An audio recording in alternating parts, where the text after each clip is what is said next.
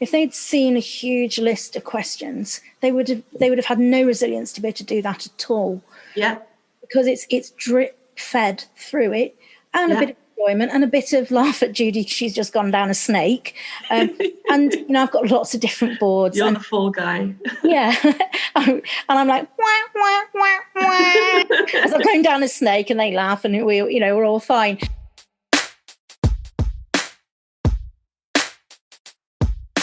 It's all about this professional conversation that we're generating together, and the supportiveness. Yes. And we all know that as much as it's lovely for us, it's our students that are benefiting. The research is if they are taught in the right way from the beginning, it never becomes a problem.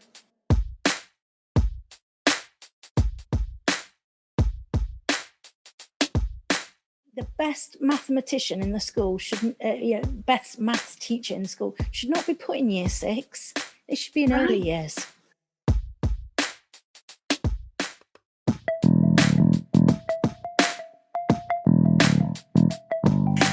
Welcome to the Qualified Tutor Podcast. I'm your host, Ludo Miller, and I'll be interviewing tutors and thought leaders from across the tutoring landscape to inspire, inform, and motivate you to become the best tutor you can be. The Qualified Tutor community is a safe and supportive space for tutors who love to learn and grow. We offer training, resources, ideas, and a chance to connect with like-minded tutors. If you'd like to continue the conversation, join our Qualified Tutor community at www.qualifiedtutorcommunity.org or find it in the show notes.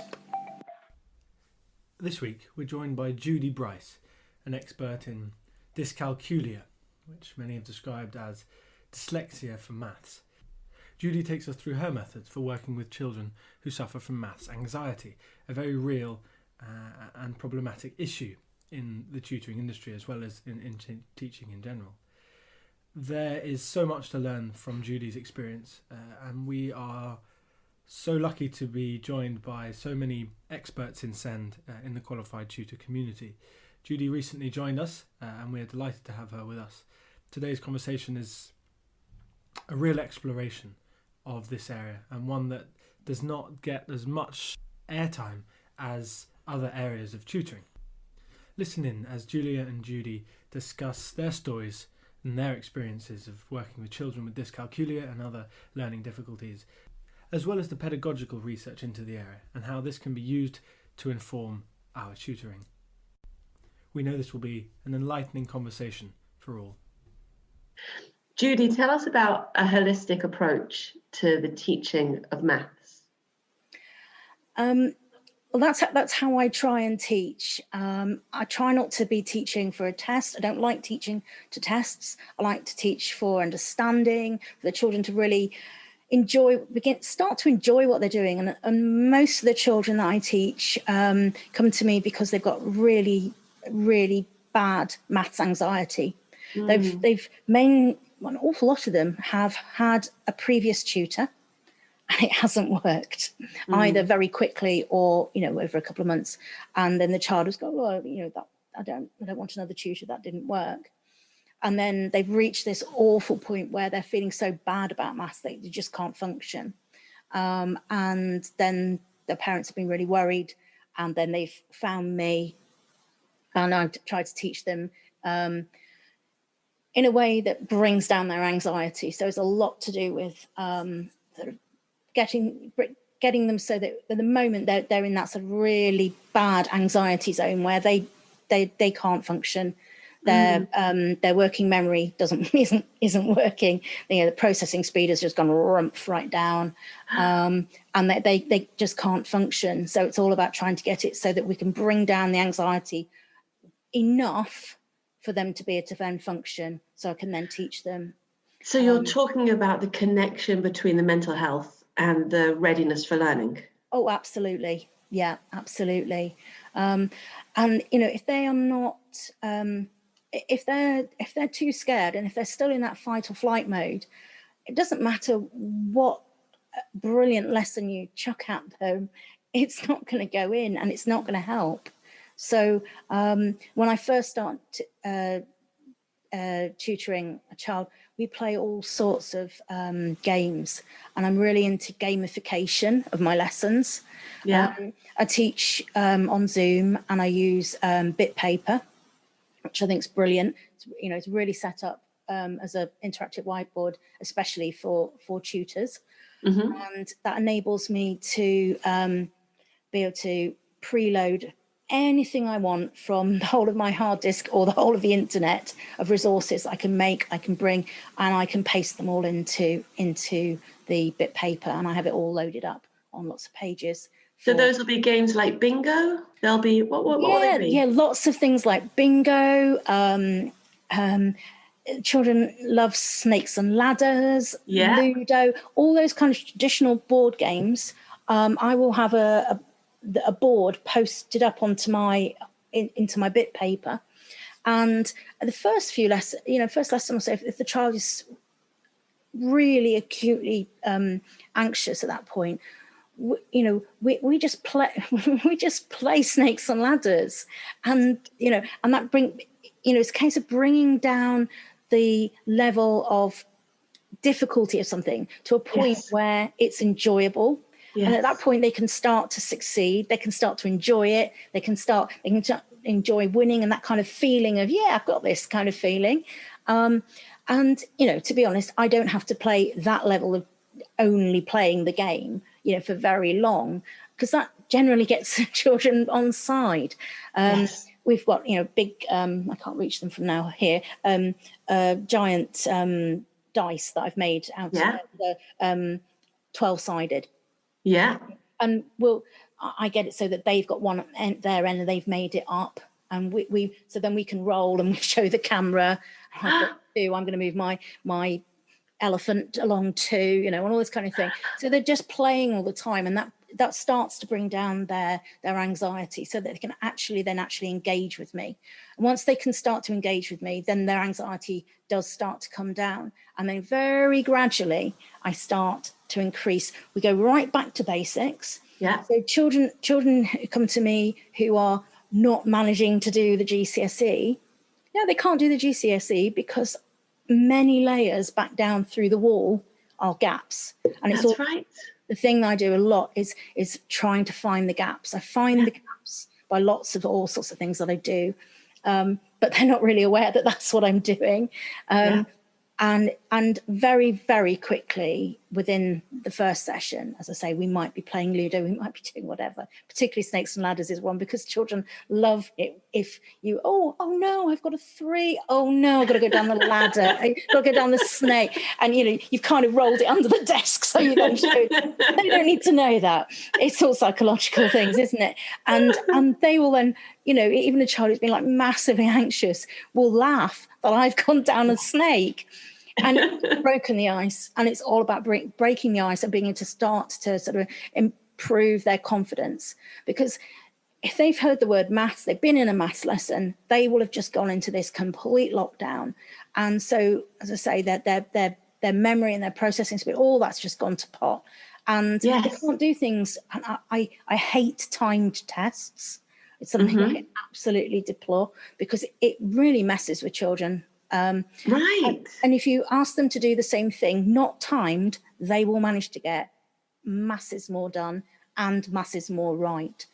The moment it becomes against the clock in any way, it sets off this fight or flight response, and then your brain diverts all the energy away from the processing speed and everything. So therefore they can't then can't do it. And it's just this massive vicious cycle, which is something that I try to sort out all the way through. It's also this terrible habit that we have of teaching children to think quickly instead of deeply. Absolutely. We want, you said just before I pressed record, you said that you love to teach for understanding. Yeah, absolutely. Talk a little bit more about that, because it seems obvious, but it's actually not. Go ahead. Yeah, I mean, for example, you could try and teach a child times tables, but it's really only being a parrot and reciting in effect what is a poem. But will they have any understanding that 3 2s is the same as 2 3s? Let's have it in with counters. Well, now virtual counters. We've got them as arrays. We're moving things around.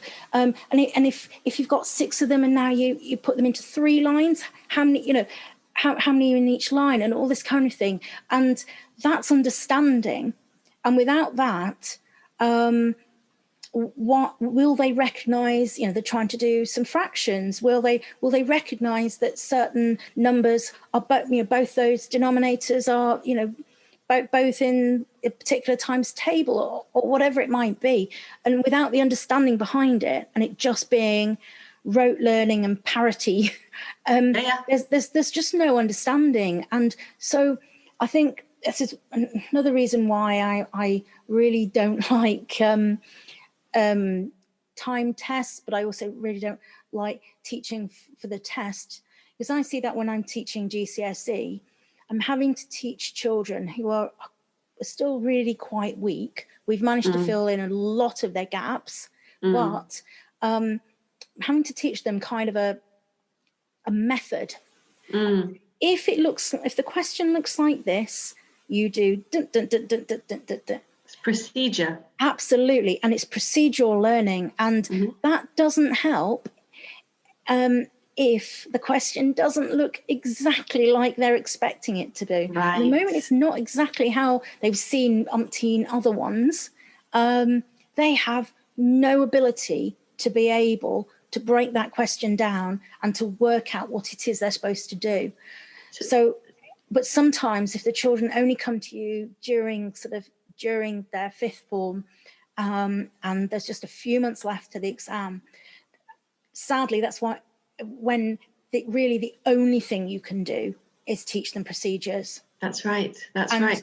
And I would much rather not do that. I'd much rather get them when they're 6 or 7, to be perfectly honest. So they go ahead through the rest of their into senior school without any problems, because we've backfilled all the issues, and they go forward as these confident, empowered little people. That's what I want, which is why I really want to teach more younger children, although the demand is this last minute. There's 6 months left or 5 months left or whatever. We need a tutor now, and that with financial reasons. That's why people, it's only literally when push comes to shove, right at that last minute, they'll go, okay, we're going to try and find the money to pay for tuition. Okay, so let's nudge that further. So your specialism is dyscalculia, yes. Which the way I talk about it in our special educational needs workshop is it's dyslexia for numbers. Absolutely. It's a sort of that's the easiest way to describe it. It is, isn't it? Because it's less known, the dyslexia, but it's sort of associated with the same kind of, I can't grasp the abstract concepts. So there's a few things with dyscalculia, isn't there? Number one is that you want to do things as hands-on as possible. So I want to, and you've given us some ideas about how to make online learning hands-on for dyscalculia. I'd love to hear more about that. And then the other thing is this idea of giving them the procedural technique. So I've seen a lot of children in year 6. So the Key Stage 2 SATs paper, you'll see the lowest achieving maths students always doing well in the 4-point procedural test. So, whether it's long division or long multiplication, there's a method, I can work through the method. And that seems to me like a quick win. So on the one hand, as a tutor, you want to teach for understanding and give them the opportunity to really think mathematically. But on the other hand, you do want to let them earn the points that will unlock the next step for them. So you want to give them the methods also, don't you? Yeah. I think that's quite a difficult thing to weigh up between the two things. And I think that's possibly why convincing parents to get help for their child sooner rather than later is something that hopefully will eventually happen. And maybe with parents having to have had their children at home and seeing that the work that was coming home from, coming on the sort of virtual learning, during the first lockdown, that their child was not able to do it. And, that may have sort of woken some parents up to realise, actually, well, I think maybe we need to do something now. And I hope so, because I think for a child to go through all the way through to 16, having found maths really hard, really stressful, and having really high maths anxiety, it's just horrible for a child to have done that. And it's really, as a parent, I find it really heartbreaking to think that, there are children, because I meet them every day, who have felt like that. And in every classroom. Absolutely. There are children like that in every classroom, and there's very little in an adult's life. There's, to have to sit through 55 minutes of torture every day is not something that adults have to put up with, but little people do. And if they suffer from maths anxiety, that's what it feels like to them. Yeah, absolutely. So I try really hard to bring down the maths anxiety. And the other thing I do is, I kind of brand myself as I'm a worksheet free zone. And that is the case apart from these very last minute GCSE people where they have to do past papers, but everybody else, I try and make it gamified. Now, if I was to say, here's a worksheet with 20 times table questions on it, most children would just go, we've got a snakes and ladders board, and then I've got some cards that I've made, virtual cards, in a pile, and we bring out the next one and it's got a question on it, and we do the question, and they do a question, I have my question, sometimes I answer my own question, sometimes I get them to answer my question, and then we roll the dice and we move on. And it's just it's a tolerable way of a child doing lots and lots of whatever it is you want them to practice, lots and lots of.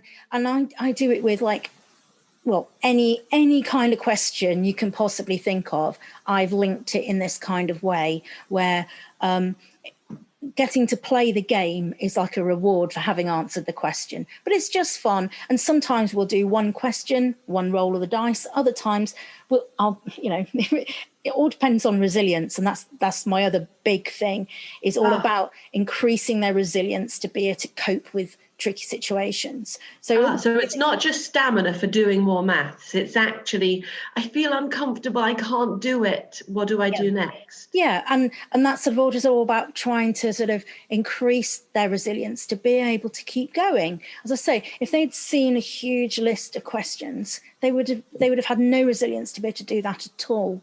Yeah, because it's drip fed through it, and a bit of enjoyment and a bit of laugh at Judy. She's just gone down a snake, and I've got lots of different boards. You're the fall guy. Yeah, and I'm like wah, wah, wah, wah, as I'm going down a snake, and they laugh, and we're all fine.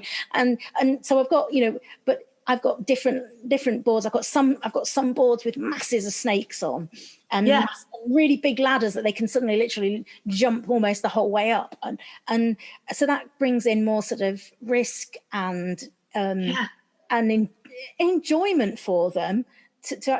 And as I said, I've got all sorts of different ones, and it just depends on the child and where we're going as to which board I will have pasted into my bit paper. But being able to have all sorts of different questions. So sometimes I say I would get them to we'd do 3 or 4 or 5 questions, and then I'd say, oh, should we go back, should we roll again, and just go back to the board, and we'll roll again, and then we'll go back to do some more questions. And it's just a way of keeping them involved. And as I say, what do I get out of it? I get it that they've practiced lots of whatever it is I want them to practice. Sure.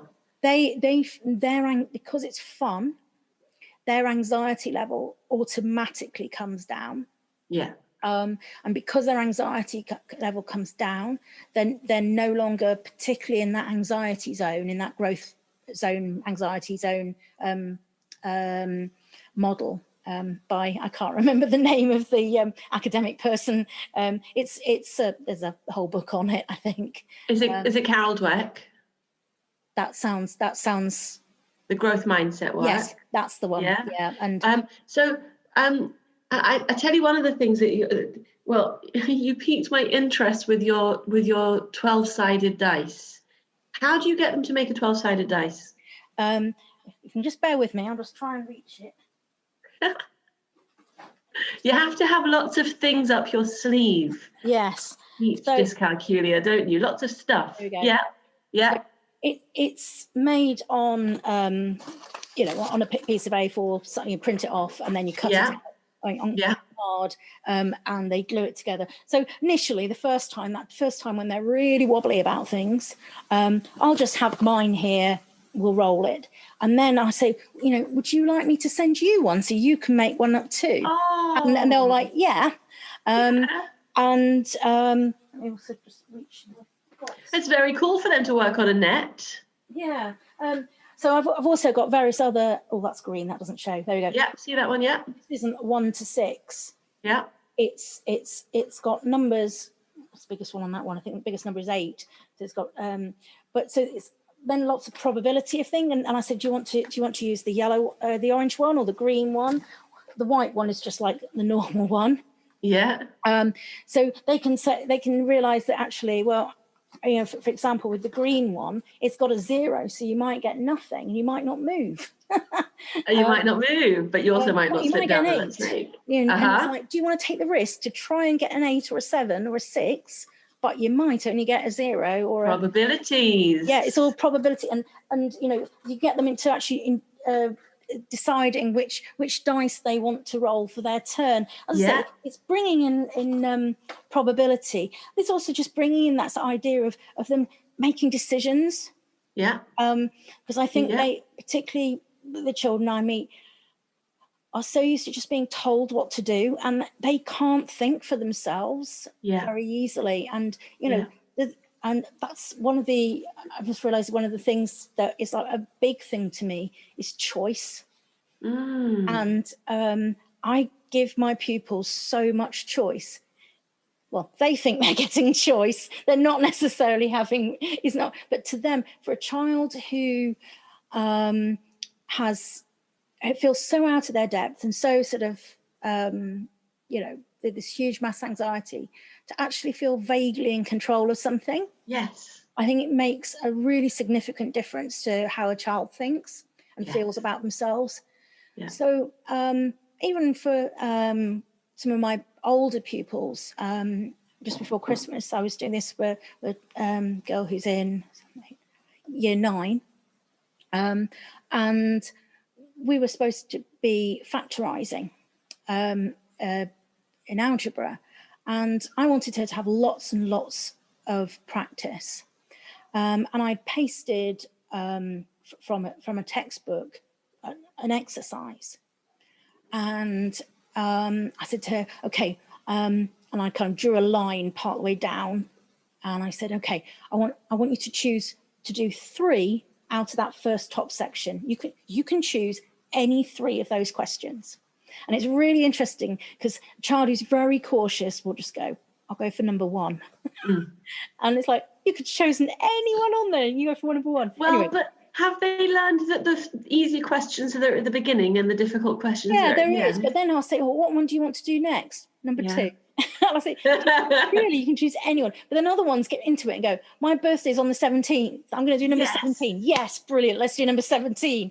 And it's actually putting them, I think one of the things I say a lot about is putting them in the driving seat.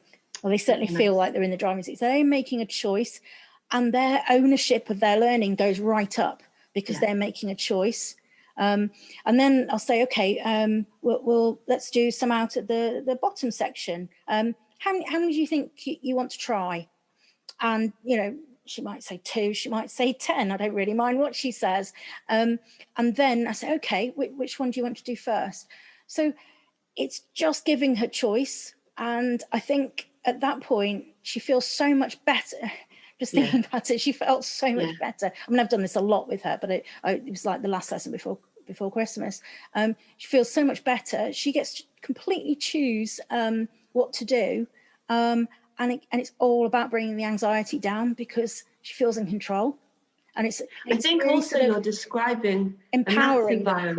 Empowering, that's right. Yeah. That's right. You're giving them agency. Absolutely. I think you're describing a maths learning environment that is so different to most classrooms.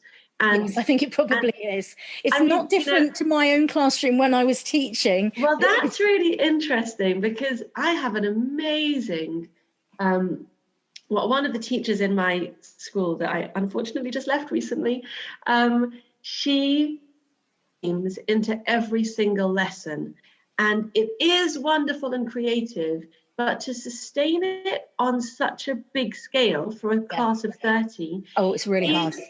It's not just that it's hard, it's also that there are losses as well as gains, because you're slowing the pace down. You've got to explain the game 29 times, and some girls are flying through it, and some children haven't quite caught up yet, and you've got all of that. But when you're working one-to-one with one student, and you have the maths conversation, and you're leading them through this game and making the game, bringing all the maths out of the game, that's a really, really rich learning environment. And you kind of eliciting everything out of it from them. Yeah. You know, you're able to realise, oh, actually, look, she's choosing not to do the ones that have got any negative numbers in. You know, okay, mental note of that one. Mental note. Talk about elevators and thermometers. Absolutely, it's this constant feedback of then knowing where you're going to try and make things go from then onwards. And no, you can't do that in a classroom with lots of children. You can't even do it, I don't think, in some kind of group tutoring situation. I mean, you can only do it with lots of experience and masses of tricks up your sleeve. Yes. And in a one-to-one situation. And the other thing that you're describing is all the different roles that you're playing, because to a certain extent you're being the peer, aren't you? Because you're playing the game and falling down the ladder, falling down the snake, and that's sort of part of the fun. But then also you're the pathfinder, because you're seeing that negative numbers need to be addressed in the future sometime. I see negative numbers in your future. And then you're sort of planning all this entertainment to keep the energy up. So there's all these different hats that you're wearing at the same time, aren't there? Yes, yeah, and I think that comes with confidence as a teacher and confidence as a tutor, and changing it from being a teacher to being. I mean, it's a really difficult thing about this thing, tutor, teacher, because I don't know whether it's just because I am a qualified teacher. I would say I'm teaching, because I am. Yes, I am teaching. I'm just teaching one person. Yes. And I think there is a difference between teaching and tutoring, because I'm definitely teaching content. You're definitely teaching content, right? Yeah, absolutely, all the time. You're not entertaining. No, I'm not just entertaining. And I'm also not just there to help them do a particular homework question. And I'm really quite upfront with parents that that's not my role. That's not that's not the service I provide. They are very welcome to go and find somebody else who wants to do that. But actually, I will be teaching. I will be moving through some kind of very, very personalised and constantly changing scheme of work for their child, with very nice. Having lots of content in there all the time. So that's the way I. That's the way I work and operate. It's beautiful. So let's go further into that. So you're talking about schemes of work. One of the things that I have always found is lacking from tutoring is accountability. It's so difficult to not have somebody say, oh, that went well. Oh, that could have been better. All that feedback that you get in school that you don't get when you're working at home, and the parent doesn't really, you can give them the feedback and you can tell them what you covered today, but they don't understand it much more than the children, really, in terms of what the mechanics of the teaching and learning are. So how accountability into your structures? Yeah, it's a hard one. I think it's quite hard to go from being feeling constantly criticised when you're in school teaching. Right. In certain schools, you're not praised or rewarded or made to feel good about anything that's gone well. Right. It's a constant, well, you didn't follow this, you didn't do that, you didn't do this, you did this, and it's taken me a long time to get away from feeling as if I've got somebody sat on my shoulder criticizing me the whole time. And it's really taken a long time to actually go, when I first tutored, I wrote huge lesson plans for everything, because I felt like somebody was going to come and check up on me. Yeah. So there is that side of it. But I think as time has gone on, I've become more confident and less imposter syndrome of the fact that, I know what I'm doing and I'm going to do it well. and I'm prepared to argue the toss with anyone over it, because I know what I'm doing is good, and I know what I'm doing gets results, and I know that it really changes how children feel, particularly about maths. The accountability thing is a tricky one, isn't it? It's a tricky one because we need feedback. So I know that you're quite active on lots of tutoring Facebook groups. Yes, and I am. Communities, and you've now joined the QT community, and we're so happy to have you. I think that's one of the ways that we sort of build our own feedback loops, isn't it? Because we hear other people's questions, and we find answers, and we discover that, we knew the answer to that one. That's a nice feeling. I can be the giver in this situation, or I can ask my question. Yeah, it does feels nice. I'm trying to go by the thing of like, give more than you get back. That sometimes within a particular week or something, it isn't necessarily the case, but generally, I don't know whether it's just because I'm a bit older than some of the other people in these groups. I feel just feel more able to answer questions, give a lot of support to people. So nice. And I think because I've been teaching longer and tutoring longer than a lot of people, you've got that sort of, I remember when that happened to me. This is what I did about it, or I did this and it didn't work. And I would, with hindsight, I would now do whatever. So able to sort of give lots of advice, and that's the difference between when I was first tutoring 11 years ago and this sort of last 18 months when I sort of came back out of the classroom for the final time, is that there is now this amazing, lots of Facebook and other forum sites to actually feel like you are not on your own. Whereas before, when I was tutoring, I'd left the classroom, I had no colleagues, I had no one to talk to, I had no one to share anything with, and it was incredibly lonely. Whereas this is just very well. It's so much nicer to be tutoring under these circumstances where they're for example, if something doesn't go particularly well in a lesson, you can either go onto one of the specialist Facebook groups, or things where people are particularly, for example, particularly teaching maths, or more a general one, and just ask something, and people just come back with all this love and support. And from the point where you'd been feeling pretty rubbish about your ability to, on that day, to make a difference, you then feel so much better. So I think that anything with any of these groups and your site and everything, where if it's empowering tutors to be able to be the best tutor they can be, I think I can't see anything. I think is a brilliant idea. And then I think it's like having a massive staff room. That's right. You just go into the staff room and there's only a few people you talk to. But you have to bring your own biscuits. That's the problem. Yeah, you do. But like here, there could be thousands of people out there. Especially being able to draw on specialists. So that was the last thing that I wanted to discuss with you tonight, if you've got time. Yes. Which is, talk to us about the course that you're doing, because it just sounds really interesting. Go ahead. Yeah, at the moment I'm doing a level 5 course in Dyscalculia, and I'm doing it through Steve Chin and Judy Hornigold. It's very unusual for me to meet somebody with the same name as me. I'm not used to it. Right. Another Judy. They don't exist. And they're sort of real world experts on dyscalculia. They really know their stuff. They've, between them written, I don't know how many books, and their advisors at various different universities and everything. They really know their stuff, and they've started. They've got this sort of accredited course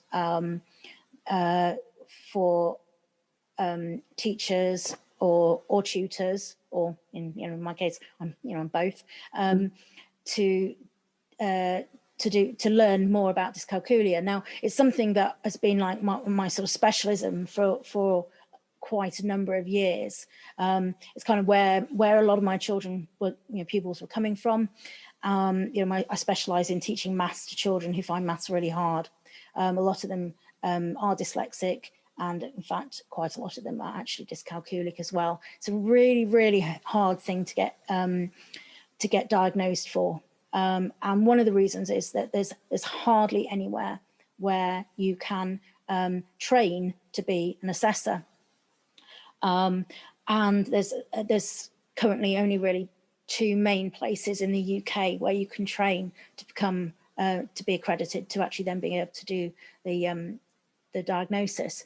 So it's quite an underserved specialism, isn't it? It is massively so. I mean, they say that dyscalculia research is at least 20 years behind dyslexia research, which is why hardly anybody knows about it, and almost nobody on the ground in schools will know how to help children in the optimum way. Yeah. So meanwhile, if we think about the reach of dyscalculia in terms of maths anxiety, mental health, and the functional skills of maths and how important those are, the fact that dyscalculia is so little understood is quite remarkable. Yeah. I mean, it shouldn't be happening. It should be far more widely known about. And, I talked to a fellow tutor on one of the sites a couple of months ago, and she has recently early retired from being a head of a primary school. And I said, how many children in your school that went through your school have ever had a diagnosis of dyscalculia? And she sat there, we were on a Zoom call together. She sat there and she thought, and she went, not a single one. I said, how many people do you think had it? And she said, lots. Yeah. And that's the scary thing. That's right. A lot of the time, parents have to make a massive fuss to be able to get the dyslexia diagnosis. And a lot of the time they've had to find the money through their family and everything to be able to pay to have the diagnosis done, and then had to go back to the school and said, here we go. And it makes me makes my blood boil that there isn't the help for the children. But Judy, as you're saying it, I'm thinking to myself, just earlier we were saying, how would a parent know to bring their child to a tutor for dyscalculia early at 7 or 8 years old? How would the parents know about dyslexia? Because as you just said, the research on dyslexia is 20 years ahead. It's not a term people know about, and therefore it's not a thing parents know to look for. And if the SENCO is not taking the lead on making that recommendation, then the child is just left at the back of the classroom. Absolutely. And I don't think it's the SENCO's fault, because a lot of the time they are teaching almost full-time their own class. Depends, as well. It's just this add-on bit. Oh, and your SENCO, and it's not an enviable job at all. Not Absolutely at all. Not. No. Yeah. So how would a parent know? I would say one of the big flags is if they get into the juniors, and at that point it's really ramping up, and a lot of stuff to do with times tables, and especially with these new year 4 time tests coming in, and the child just can't learn. They can't learn the complicated ones like 7s and things, because actually they don't really know much more than the 10s. And they don't know what they mean. And all this kind of thing. So it's often that's the flashpoint where a parent would go, he can't learn his times table, and he's behind his year 2 or year 3 or 4 or something, and really behind. And it's at that point that it becomes obvious, because they at that point can't do the age expected things that they suddenly need to be able to do. So that's kind of a bit of a flag coming up. But then generally it's because all of the rest of the stuff underneath it hasn't really hit the mark. There's a lot of stuff to do with the subitizing, the recognizing of spots and things, and that's one of the tests that you can do. So just to clarify, you mean on a die where you'll have 3 dots in a diagonal? Dice. Yeah, it doesn't have to be on a dice. It can just be. So I've got some cards, got some subitizing cards behind me here. Right. So I can see a row of 3 dots, and then underneath the 2 end dots, I can see 2 more dots. So it's a rectangular shape. Yes. So I know straight away that's a 3 and a 2. So I know it's a 5. And my 5-year-old would know that. Yeah. I'm just trying to find some of the ones with fewer spots on. Here we go. So. Yes. Okay. So we're seeing 4 dots in a square. And especially this is like a standard, so I can't get my fingers in the right place, there we go, standard spot pattern. And if a child who's sort of 7 or 8 can't see that and instantly, and that's the whole thing with the subtitling, instantly know that that's 4, that is a flag for dyscalculia. Very nice. Now, if you see something, there we go, we've got 3, the subtitling is your brain being able to recognize those things and knowing it straight away. And it's one of the skills that is like at the absolute beginning of maths learning. And if that doesn't come in and hasn't stuck, they probably will then be having issues later on. When you get to lots of spots, there's no way anyone's brain. No, that looks like it's got the measles. Yes, it does, doesn't it? There isn't any way of anyone knowing how many there are on there. And, the human brain can only really naturally subitize up to 5, but that you find that the children who have dyscalculia can't do that. Mm-hmm. That's one of the flags. So when we talk about cognitive load theory, we talk about working memory and long-term memory. Which bit are they struggling with? I've always wondered this. Which bit do they struggle with?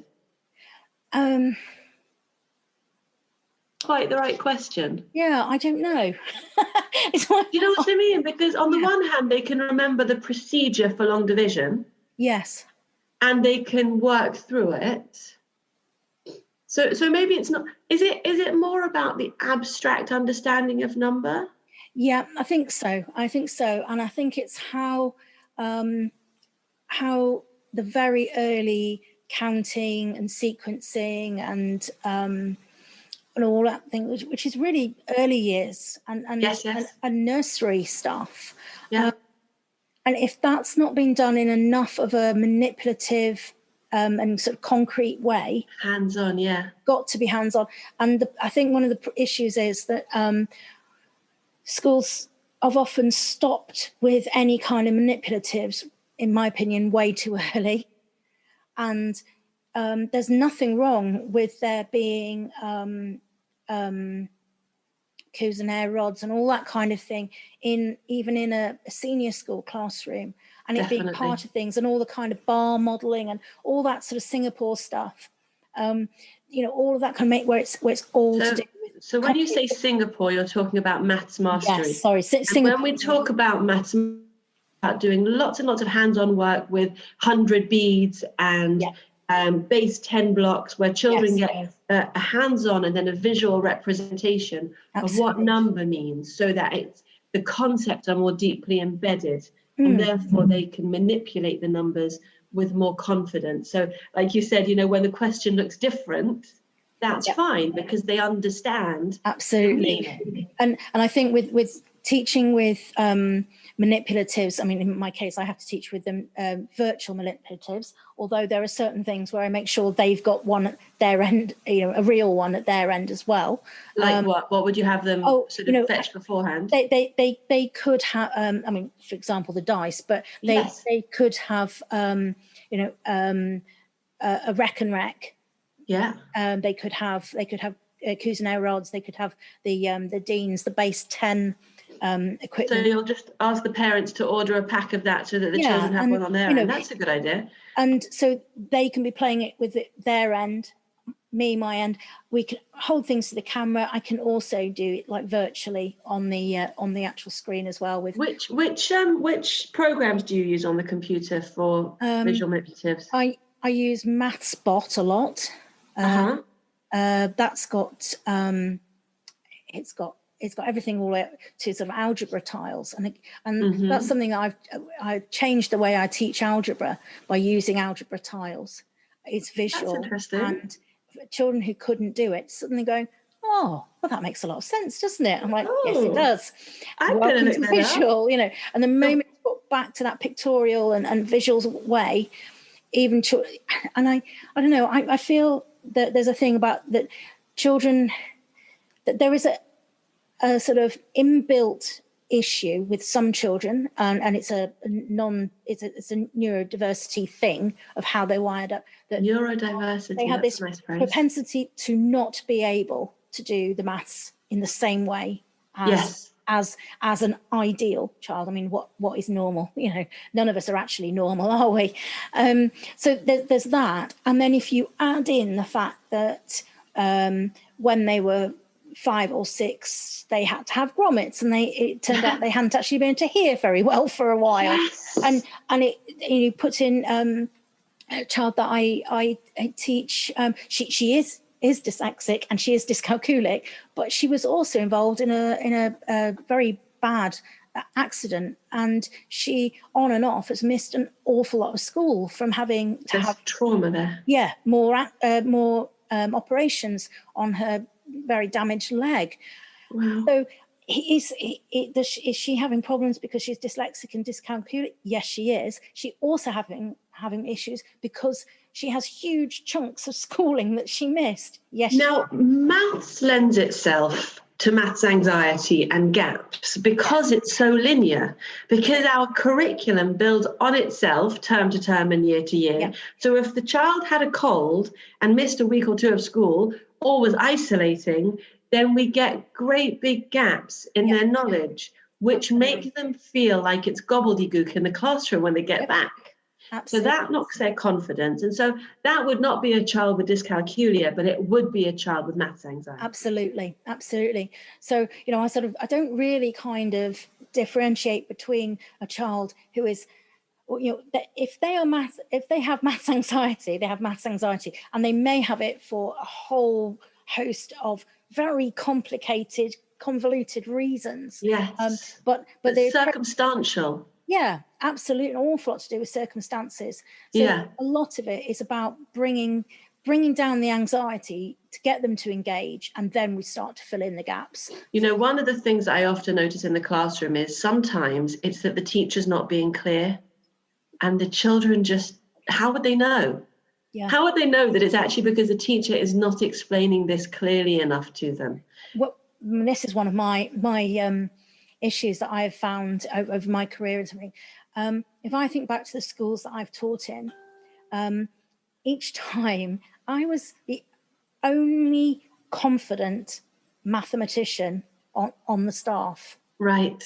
Everybody else had come via doing English and psychology and stuff like that at A level. They might have done a B.Ed, because I was in primary, and there I was. I'd got an engineering degree, so completely different background. Obviously, I also had the primary B.Ed degree as well. But could be there, and no one other than myself, a lot of the time, was very confident to actually teach maths.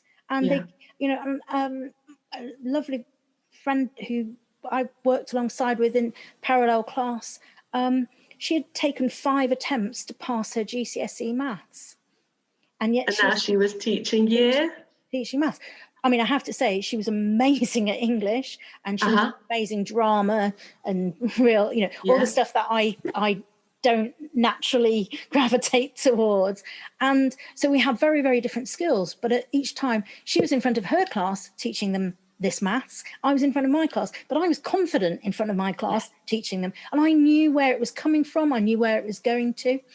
And I think that's a real issue, that people don't tend to go in. I mean, there are other primary teachers, but a lot of the time they haven't, people who were the like myself, maths, physics, chemistry, STEM type of pupils ourselves, haven't gone into primary.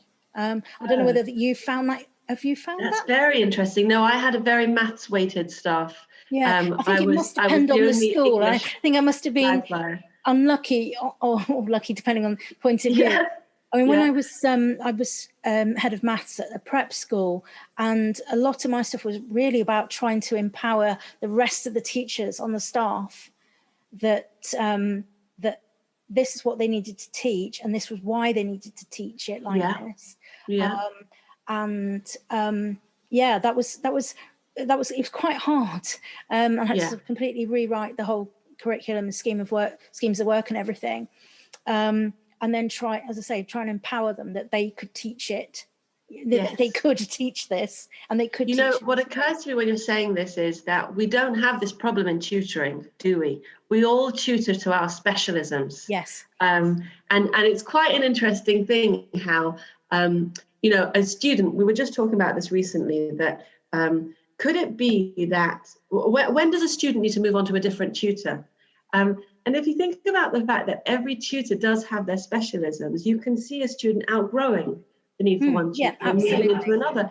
Yeah. But what also happens there is, because we're teaching our subject, we can anticipate the misconceptions or the gaps as they come up. We know the subject well enough to know. It's the pedagogical subject knowledge. It's not the PhD. It's the understanding of the nuts and bolts of your subject. Yeah. And I think you tend to know that about your own subject, and that's the good thing about tutoring, is because you can niche down. Yes. I don't profess at all to be good at teaching for people to try and get from a 7 or 8 up to a 9 for GCSE. That's not where my level of expertise is. Not that I can't do the maths myself. Obviously I can, but I know how to really help the children who are working at a lower level, because it doesn't all make sense, rather than giving the icing on the top of the cake. Yes. Now, there are lots of tutors who are really good at that. And that's their niche, is to be able to teach at that very top end and teach A level, and to particularly teach further maths A level. So I think we do all kind of tend to niche down a bit. And that takes us back to that idea of this sort of giant staff room that we're beginning to work in, isn't it? That there's enough work for everyone, because we're all working in our specialism. And if we're creating this sort of bespoke model, we should stay within our specialism and point somebody to the other tutor they know who could do that thing better. Yes, and that's the good thing about these Facebook groups, is that now you're actually kind of beginning to get to know who does what. Yeah. And so, if I was to get an inquiry for A level, I know people who teach that, and I would thank the parent very much for their inquiries, but say, I don't do that, but I can suggest.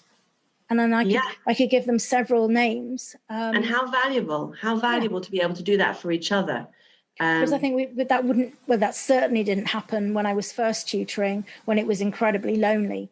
And I didn't know anybody else who tutored in my area, let alone anyone who was a slightly different flavour of tutor to me, to be able to pass somebody else on. You just didn't know it. And I think that's the great thing about the online communities, is the fact that people do now know these things. Okay, I'm going to wrap up here. I think that I think we could talk forever, Judy, couldn't we? We could. And I'm hoping that we're going to have another chance to do this. And I am going to invite you to do a workshop with us because I think you've got so much to share. So, Judy, we're really, really happy to have you in the Qualified Tutor community because it's all about this professional conversation that we're generating together and the supportiveness.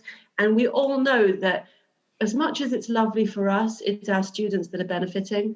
Yeah. Because the more that we're improving our practice by reflecting, reassuring, collaborating together, the more that our students are going to benefit. So thank you so very much. It's a pleasure. Thank you very much. I look forward to the next time. Yeah, lovely. Thank you. Speak soon. Yeah, thanks then. Bye. Bye-bye.